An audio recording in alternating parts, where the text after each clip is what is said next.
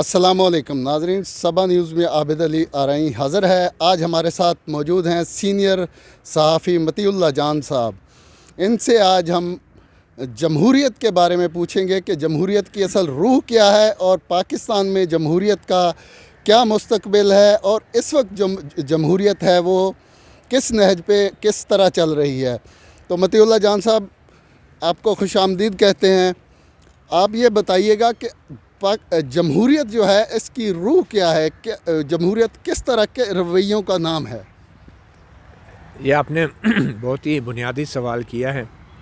آج کل جو ہماری نوجوان نسل ہے، بلکہ بہت سے پارلیمنٹیرین ہیں، پیشہ ور لوگ ہیں، وہ عموماً یہ سوال کرتے ہیں کہ یار یہ جمہوریت کیا چیز ہے، اور اس پہ ہمیں حیرانی نہیں ہونی چاہیے، کیونکہ یہ وہ نوجوان لوگ ہیں اور سیاستدان ہیں جو کہ ضیاء الحق کے دور میں جوان تھے، طالب علم تھے، اور ضیاء الحق نے اپنے تمام دور میں ایک ہی کام کیا کہ سیاسی جماعتوں کو ختم کیا، سیاستدانوں کو بدنام کیا۔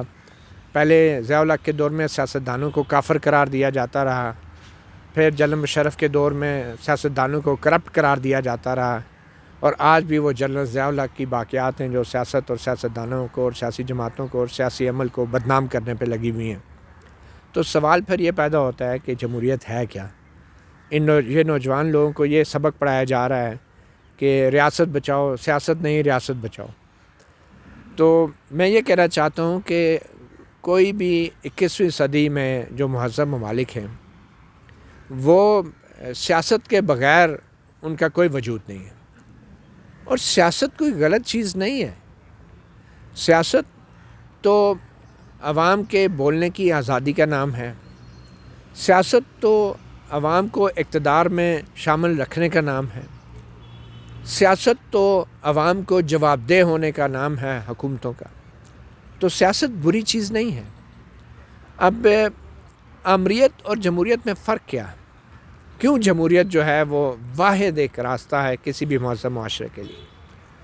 آمریت اور جمہوریت میں فرق یہ ہے کہ جمہوریت میں جو انتقال اقتدار ہے، کیونکہ آپ کو پتہ ہے ہمارا قوم اور ہمارا معاشرہ تو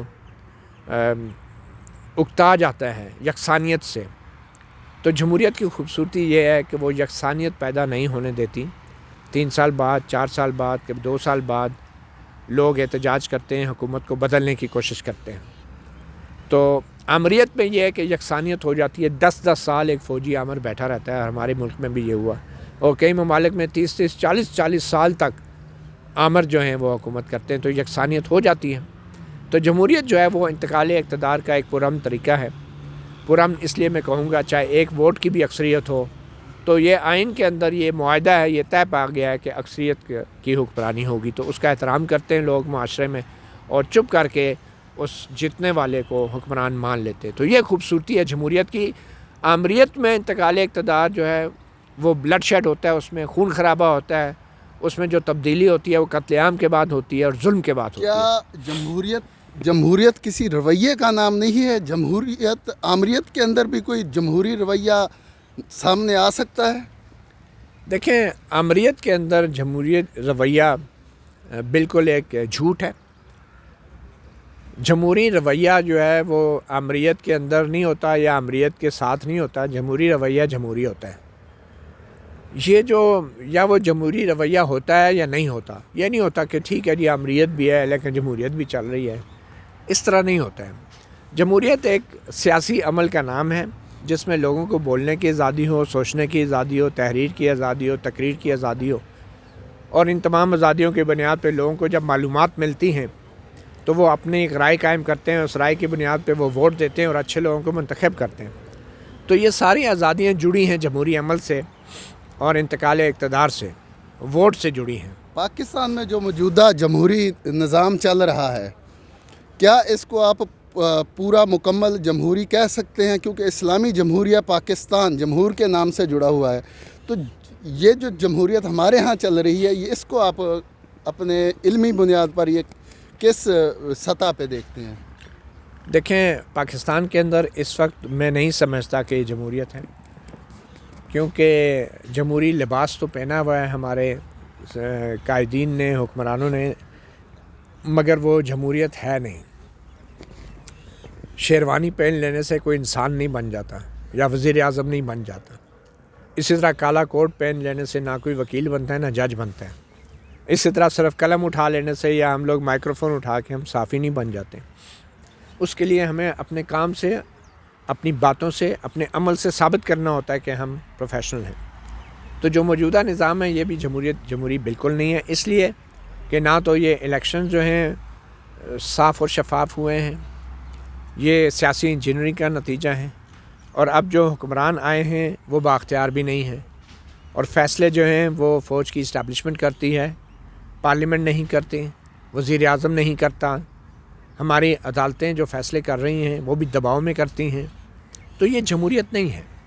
عوام کو بولنے کی آزادی نہیں ہے، آزادی رائے اس ملک میں نہیں ہے، ہماری یونیورسٹیوں اور کالجوں میں تحریر کی آزادی نہیں ہے، تقریر کی آزادی نہیں ہے۔ تو یہ جمہوریت بالکل نہیں ہے۔ جمہوریت صرف الیکشن کے ڈبے رکھ کے، لوگوں کو قطاروں میں کھڑے کر کے، ووٹ ڈلوا کے اور ان کی غلط گنتی کر کے کسی کو حکمران بنانے کا نام نہیں ہے۔ جمہوریت بنیادی حقوق کا نام ہے جو لوگوں کو حاصل ہونے چاہیے، جو اس وقت نہیں ہے۔ یہ ہمارے پیچھے پارلیمنٹ ہے، تو آپ یہ بتائیے گا کہ ان دنوں میں پارلیمنٹ بالکل بند ہے، نہ اسمبلی کا اجلاس جاری ہے، نہ سینٹ کا اجلاس جو جاری ہے، جو بھی ایک جمہوری عمل چل رہا ہے۔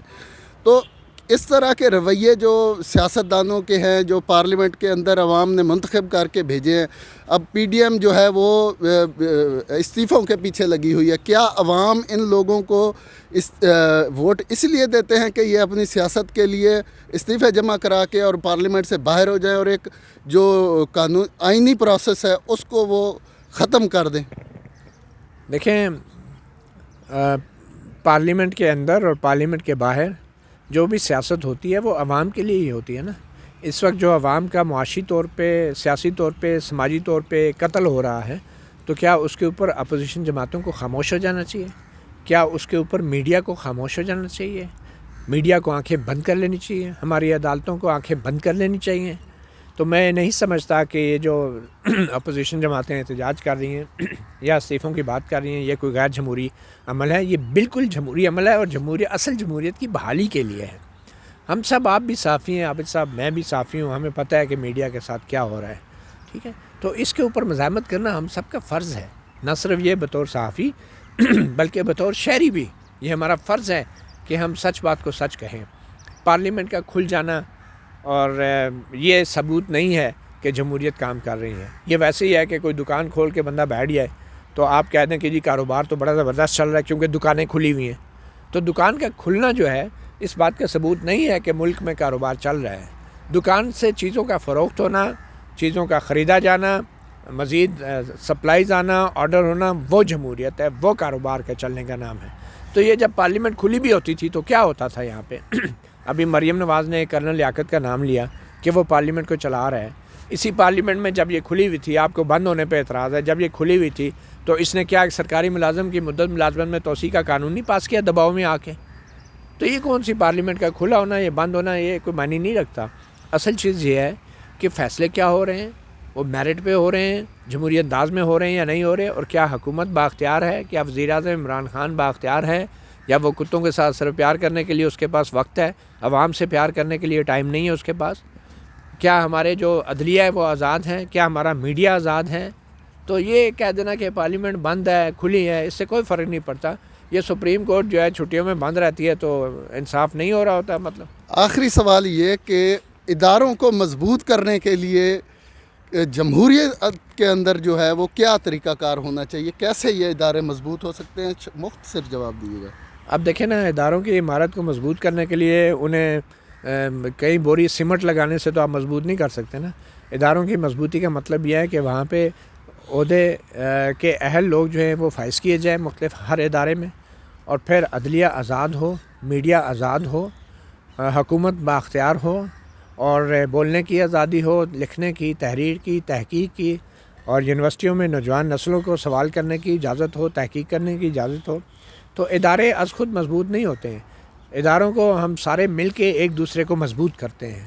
جس طرح انسان انسانوں کے ساتھ کھڑے ہو کے ایک زنجیر بناتے ہیں، اسی طرح ادارے بھی اگر اپنا اپنا کام آزادانہ طور پہ آئین اور قانون کے مطابق کریں گے تو وہ الٹیمیٹلی ایک دوسرے کو مضبوط کر رہے ہوتے ہیں۔ بدقسمتی سے ہمارے ادارے نہ تو عدلیہ آزاد ہے، نہ میڈیا آزاد ہے، نہ حکومت بااختیار ہے، نہ آڈیٹر جنرل بااختیار ہے۔ آپ دیکھیں آڈیٹر جنرل ایک آئینی ادارہ ہے، اگر یہ پراپرلی اپنا کام کرے تو نیب جیسے کسی ایسے سیاسی ہتھیار کی ضرورت ہے جس طریقے سے آج کل نیب کا ہتھیار استعمال کیا جا رہا ہے۔ اگر ایف آئی اپنا صحیح کام کریں تو کیا نیب کی ضرورت ہے؟ اگر عدلیہ میں آئے مقدمات انصاف پہ مبنی فیصلے ہو رہے ہوں تو کیا نیب کی ضرورت ہے؟ تو یہ سب اگر ادارے اپنا اپنا کام نہیں کریں گے آئین و قانون کے مطابق تو ہم نہ صرف یہ کہ ایک دوسرے کو مضبوط نہیں کر رہے ہوں گے بلکہ ہم ایک دوسرے کی جڑیں کاٹ رہے ہوں گے اور کمزور کر رہے ہوں گے۔ اداروں کو مضبوط کرنے کے لیے حکومت اور اپوزیشن کو ایک صفحے پر ہونے کی ضرورت ہے۔ یہ تھے ہمارے ساتھ مطیع اللہ جان، بہت بہت شکریہ۔ امید ہے کہ آپ ہمارے چینل کو سبسکرائب کریں گے اور اپنے فیڈ بیک سے آگاہ کریں گے۔ اللہ ہم سب کا حامی و ناصر ہو۔